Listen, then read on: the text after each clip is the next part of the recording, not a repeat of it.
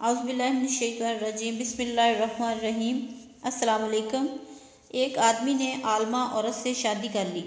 شادی کے بعد اس لڑکی نے کہا کہ میں عالمہ ہوں اور ہم شریعت کے مطابق زندگی بسر کریں گے۔ وہ آدمی اس بات سے بہت خوش ہوا کہ چلو اچھا ہوا کہ بیگم کی برکت سے زندگی تو شریعت کے مطابق گزرے گی۔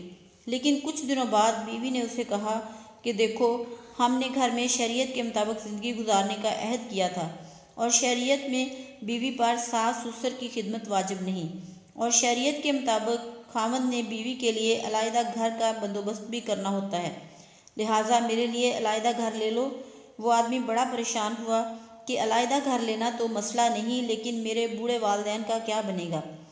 اس پریشانی میں وہ ایک مفتی صاحب کے پاس گیا اور اپنا مسئلہ ان کے سامنے پیش کیا۔ مفتی نے کہا کہ بھائی، بات تو وہ ٹھیک کرتی ہے۔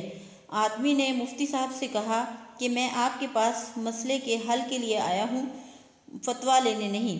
مفتی صاحب نے کہا ایک طریقہ ہے، وہ اس طرح کہ جا کر اپنی بیوی کو بتاؤ کہ شریعت کی روح سے میں دوسری شادی کر سکتا ہوں، لہٰذا میں دوسری شادی کر رہا ہوں، اور وہ میرے والدین کے ساتھ رہے گی، ان کی خدمت بھی کرے گی، اور آپ کے لیے علیحدہ گھر لیتا ہوں، آپ وہاں رہو گی۔